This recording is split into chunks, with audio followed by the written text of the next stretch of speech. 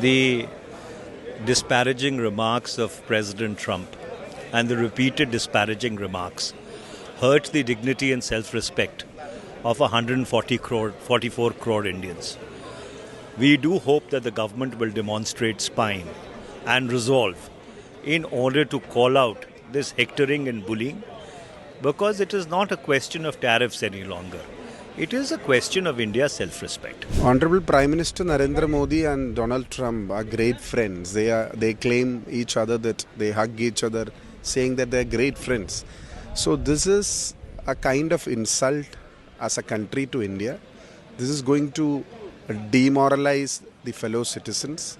India is being weak globally when US is imposing so much of duties, tariffs. And this is going to affect the common citizens, local businesses, and it is going to hamper the interest of India. So it is a bounden duty of the government to make sure that this doesn't happen. Any additional tariff impulsively announced by the American president is not a punishment on India. It is also a burden on the American consumer. And that will have repercussions in their own economy. So it's not as if any kind of tariff is some sort of a penalty or punishment on India alone. This eventual burden of this tariff will be felt by whom? It will be felt by the American consumer, and that realization will happen to the administration when the American population starts complaining about rising prices.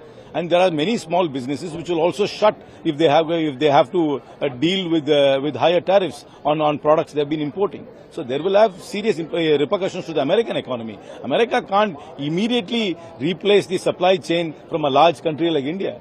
Replacing supply chains take a lot of time, and capacity building is not so easy. So, and as I said, there has also been a bit of a misreading from the Indian side, because I think there is a cultural gap between the way our Indian administration views the world and their understanding of American politics, and the way the present administration in America behaves. I think this cultural gap has also led to this misunderstanding, because the Indian administration seems to have believed that by having one or two joint events with President Trump in the past, that they have developed some sort of a personal equation with Trump. That is not true. And their understanding and the nuances of the American administration perhaps has also led to this. But we shouldn't get flustered. We should negotiate hard, keep our self-interests in mind, and we will eventually come to some sort of a conclusion. America cannot ignore India.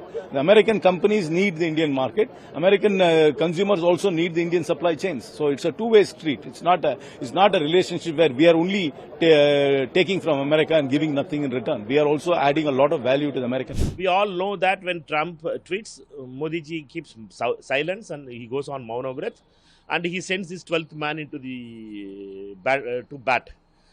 By rules, 12th man doesn't have the authority to do bat, but in Modi's New India, this 12th man, the foreign secretary, goes to defend Mr. Modi. Is this the leadership? We need to ask why Mr. Modi is afraid to speak against Trump, why Mr. Modi is not ready to come to parliament and make a statement on the Trump tariff and do a retaliatory measures. Mr. Modi is silent. Mr. Modi is surrendered to Trump's agenda. Therefore, only these things we are undergoing.